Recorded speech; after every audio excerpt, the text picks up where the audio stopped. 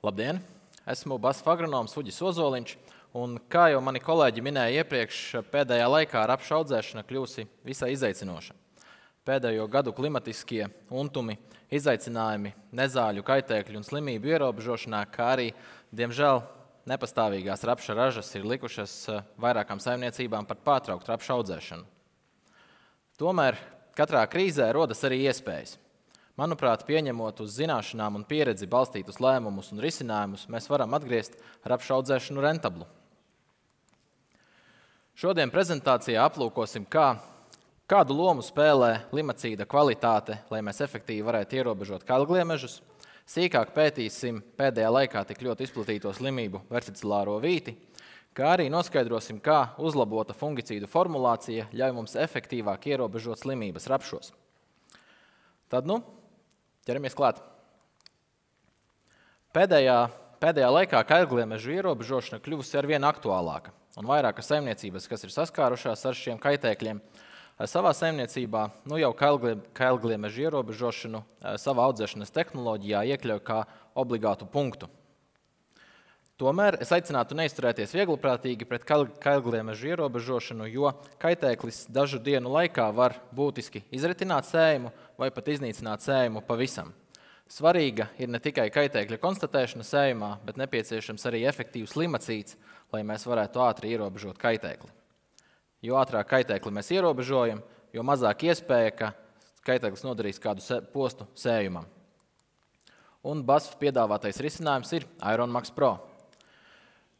Šajā grafikā ir attēlota kailgliemežu ierobežošanas izmēģinājumu rezultāti, salīdzināti 3 limacīdi IronMax Pro pret 3 citiem limacīdiem. Izmēģinājums tika veikts slēgtā vidē ar 20 kailgliemežiem 4 atkārtojumos, un tas, ko redzam, ka jau 3 dienas pēc izkliedēšanas ar IronMax Pro ir ierobežoti 32% kailgliemežu, un pēc 8 dienām 79%. Šis izmēģinājums pierāda to, ka, salīdzinot ar citiem limacīdiem, ar IronMax Pro mēs varam ātrāk un efektīvāk ierobežot kailgliemežus. Granulu kvalitāte spēlē ļoti būtisku lomu, lai mēs efektīvi varētu ierobežot kailgliemežus. Šo izmēģinājumu ar IronMax Pro lietus noturību esmu rādījis jau iepriekš. Redzam, ka pie 60 mm spēcīgiem nokrišņiem granula nešķīst, saglabājas viendabīga, tātad var aizsargāt sējumu pret kailgliemežiem. Turpretī cita limacīda granula pie šāda nokrišņu daudzuma šķīst un vairs nespēja aizsargāt sējumu. Bet vēlos apskatīt granulu kvalitāti arī no cita aspekta, no granulu izturības. Kas notiek, ja limacīdu kliedējot ar kliedētāju lāpstiņu mēs granulu laužam? Tad pat pie niecīga nokrišņu daudzuma granula šķīst ātrāk. Kā mēs redzam arī attēlos, apakšējos attēlos, kur ir lausta granula, pie 15 mm nokrišņiem šāda granula šķīst un vairs nespēja aizsargāt sējumu. Lai mēs varētu nodrošināt teicamu izkliedi, teicamu pārklājumu, ļoti svarīgi ir vienmērīgas granulas. Ar IronMax Pro mēs to varam garantēt. Redzam arī attēlos, IronMax Pro granulas ir vienmērīgas. Turpretī, salīdzinot ar citiem limacīdiem, granulas nav viendabīgas, līdz ar to mēs fiziski laukā nevaram iegūt kvalitīvu pārsedzi pārklājumu laukā. Kā tas izpaužas praktiski? Šeit piemērs no lauka, kur redzam, ka starp tehnoloģiskajām sliedēm limacīds nav aizmests pietiekami tālu. Šeit kailgliemezis ir varējis veikt savus bojājumus, un, kā redzam, daļa ražas jau ir zaudēta. Vēlreiz vēlējos atgādināt par IronMax Pro augsto efektivitāti kailgliemežu ierobežošanā, pateicoties sabalansētai apēdamībai. Ja limacīds, tā teikt, ir pārāk garšīgs, tad viens kaitēklis var apēst pat 3 granulas, bet pateicoties IronMax Pro sabalansētai apēdamībai, ar vienu granulu mēs varam ierobežot pat 3 kaitēkļus un tādējādi ilgāk aizsargāt savu sējumu. Īsumā uzsverot galvenās atziņas IronMax Pro sadaļā, ar IronMax Pro mēs ātrāk un labāk ierobežojam kailgliemežus, tam ir labāka granulu lietus noturība, kā arī vienmērīgās granulas nodrošina kvalitīvu tā izkliedēšanu. Un vēlos uzsvērt to, ka IronMax Pro ir reģistrēts arī 3. lietošanas klasei, kas ir pieejams lietošanā visiem lietotājiem. Citiem vārdiem vēlos pateikt to, ka Spānijas kalgliemežu terors mazdārziņos ir beidzies, jo tagad jebkurā mājsaimniecībā var iegādāties efektīvu limacīdu, lai tos ierobežotu. Prezentāciju turpināsim ar verticilāro vīti, slimību, kas, diemžēl, pēdējos gados ir vairāk sastopama rapšu sējumos, bet vēl joprojām ir daudz jautājumu un neskaidrību par šo slimību. Manuprāt, daudzos gadījumos zemo rapšu ražu iemesls ir tieši verticilārā vīte. Tādēļ ir svarīgi saprast, kā atpazīt šo slimību un kā mēs varam to ierobežot. Pirmo reizi ar šo slimību praksē saskāros 2019. gadā. Rapša sējums, lai arī vizuāli izskatās ļoti labs, masīvs augums, labi zarojies ar daudz pākstiņiem, tomēr kombaina ražas mērītājs pat nepietuvojas 3 tonnām no hektāra. Aplūkojot augus, var redzēt, ka augi ir nokaltuši, brungani, tikai atsevišķi augi ir saglabājuši zaļo veselīgo krāsu. Pārgriežot stublāju šķērsgriezumā, likās viss skaidrs, redzams sklerocijas, tātad baltā puve. Nē, šajā gadījumā sklerocija ir krietni sīkāki izmēros, un tie nav tādi, kādus esam pieraduši redzēt pie baltās puves. Es ļoti labi atceros šo sajūtu stāvot laukā. Es saprotu, ka tā ir rapša slimība, bet neko tādu vēl es neesmu redzējis, ar neko tādu vēl neesmu saskāries. Paņēmām gan augsnes, gan augu paraugus un nosūtījām tos uz Valsts augu aizsardzības dienestu un neatkarīgu laboratoriju Lielbritānijā NIAB. Abas laboratorijas apstiprināja verticilārās vītes esamību paraugos. Ja tajā brīdī man likās, ka varbūt šis būs viens no retajiem gadījumiem un nekas tāds vairāk neatkārtosies, tad, diemžēl, es biju kļūdījies, un pēdējā laikā aizvien biežāk mēs saskaramies ar šo slimību. Lai saprastu, kā slimību ierobežot, nepieciešams izprast tās attīstības ciklu. Slimības ierosinātājs mikrosklerocija atrodas augsnē un augu atliekās. Rapša saknei attīstoties un uzņemot barības vielas, augs inficējas ar slimību. Patogēnam nokļūstot saknē, HIV izplatās visā sakņu sistēmā un turpina vairoties. Slimībai attīstoties, lai pārvietotos, izmanto rapša vadaudu sistēmu, kas nodrošina ūdens un barības vielu apriti augā. Šajā brīdī vēl joprojām mēs neredzam vizuālas slimības pazīmes. Parasti pēc ziedēšanas beigām slimības izraisīts, tātad barības vielu deficītā, parādās slimības simptomi, rapsis atmirst, tātad rapša lapas kļūst dzeltenas, nokrīt, stublājs iekrāsojas, brungans, nokalst. Citiem vārdiem, rapsis nenogatavojas, viņš nokalst. Nesamazinās sēklu skaits pāksteņos, bet mazāk ir 1000 sēklu masa. Līdz ar to arī tiek zaudēta raža. Šeit vizuāli ir attēlota verticilārās vītes izplatība augā. Redzam, ka līdz ziedēšanas stadijai tā ir koncentrējusies sakņu zonā. Un tikai pēc ziedēšanas stadijas tā izplatās tālāk augā, nogatavošanas stadijā jau pārņemot visu rapša stublāju. Šis ir ļoti svarīgs iemesls, kādēļ fungicīda apstrāde ziedēšanas vidū mums nedod vēlamo efektu slimības ierobežošanā, jo absolūtais daudzums slimības līdz ziedēšanas stadijai koncentrējas sakņu zonā un stiebra pamatnē, kur mēs fiziski ar fungicīdu nevaram piekļūt.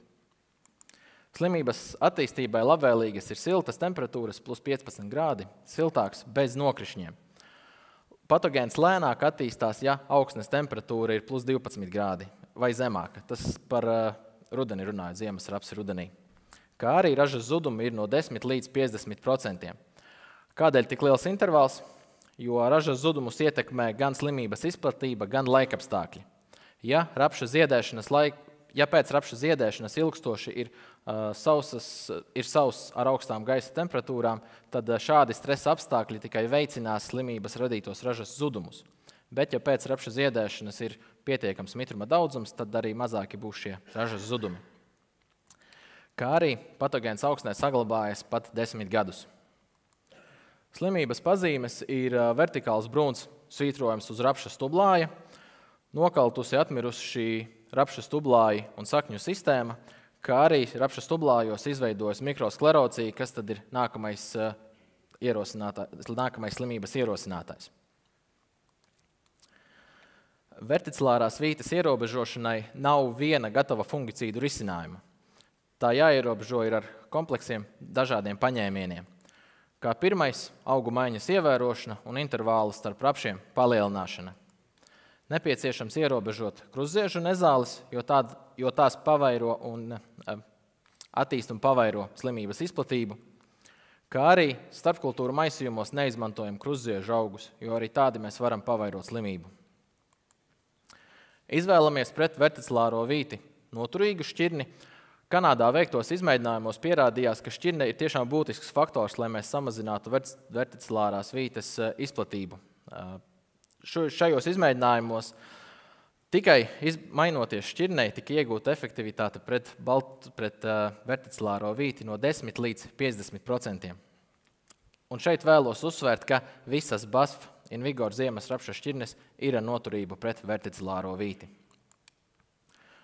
Un stiprinām auga fizioloģiju. Vairākos avotos ir teikts, ka tieši fungicīds nestrādā uz verticilārās vītes ierobežošanu, bet veicinot auga fizioloģiju jeb zaļēšanu, mēs varam mazināt slimības radītos ražas zudumus. Mēs esam pārliecinājušies par Revisolu kā darbīgās vielas efektivitāti, lai veicinātu tieši rapša fizioloģiju. Un fungicīds Reviona ir risinājums, kā ierobežot verticilāro vīti. Ar Revionu rudenī mazinām rudens infekciju, un tā kā Reviona satur Revisolu, viņš darbojas kā fungicīds. Rudenī to nepieciešams lietot tvertnes maisījumos kopā ar Karix vai Juventus, lai mēs iegūtu arī regulātoru efektu, un tad ar Revionu pavasarī veicinām auga fizioloģiju. Eiropā veiktos izmēģinājumos pierādījās lietojot Reviona gan rudenī, gan pavasarī, ar kopējo lietošanas devu 1,5 litri uz hektāra tika panākta 68% efektivitāte pret verticilāro vīti. Kā zinām, ka verticilārā vīte vislielākos ražas bojājumus, auga bojājumus nodara pēc rapša ziedēšanas, tad rapša ziedēšanas stadijā lietojam Revidas, mazinām verticilārās vītes radītos bojājumus un veicinām auga fizioloģiju. Lai paši praktiski pārliecinātos par Revionas efektivitāti, ražojošā rapšu laukā Vidzemē ierīkojām izmēģinājumu, kur Reviona tika lietota tvertnes maisījumā ar Karix rapša 4 lapu stadijā.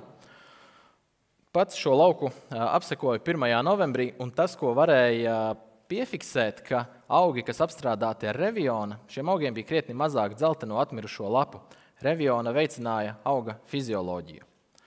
Šo izmēģinājumu mēs turpināsim arī pavasarī un nepacietībā gaidu ražas hulšanu un rezultātus.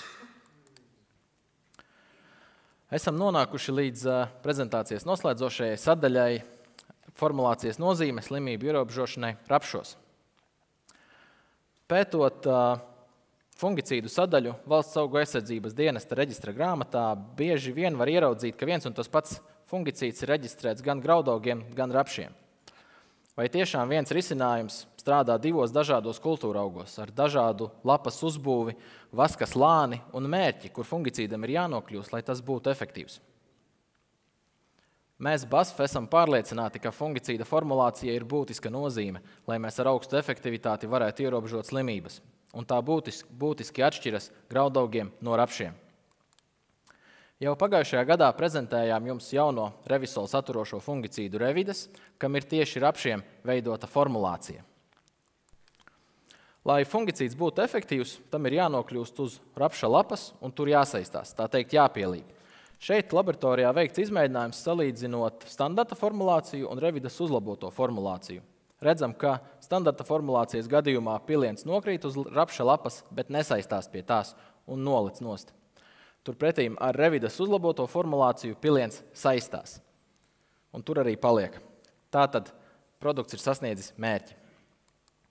Līdzīgs izmēģinājums, bet šeit rapša lapa novietota 45 grādu leņķī.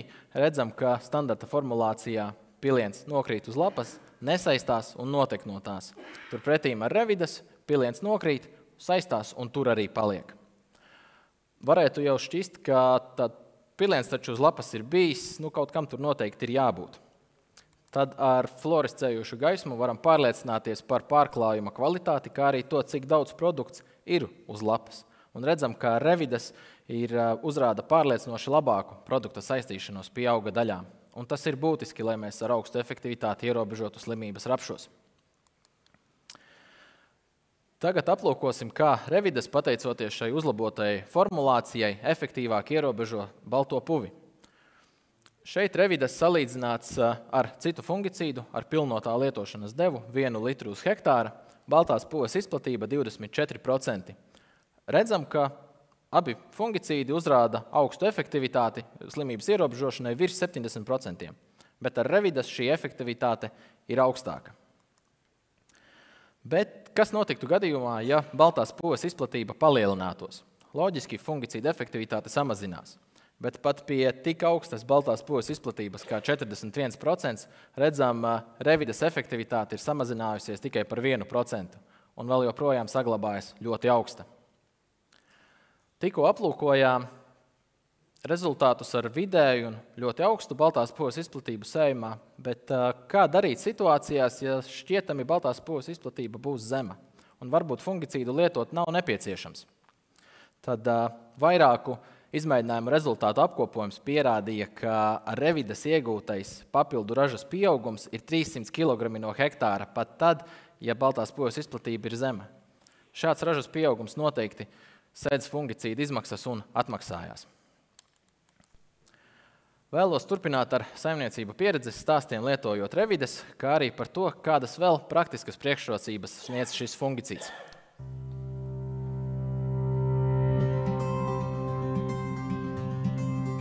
Rapsis kā kultūra augs agrokaķiniekos, es teiktu, ka ir diezgan izaicinošs. Baidos no tās baltās puves, tāpēc šogad izvēlējos jauno fungicīdu, Revides.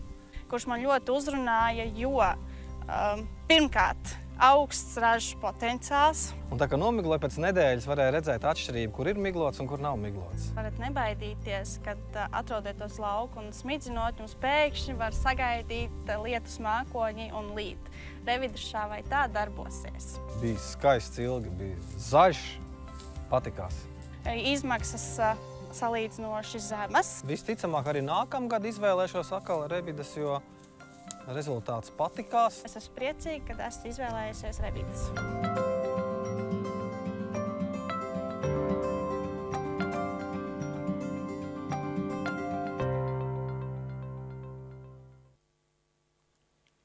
Prezentācijas noslēgumā vēlos ieskicēt BASF piedāvāto rapšu audzēšanas tehnoloģiju 2025. gada sezonai.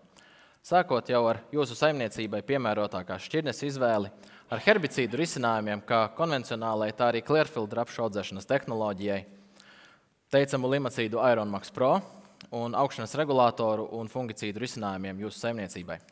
Paldies par uzmanību!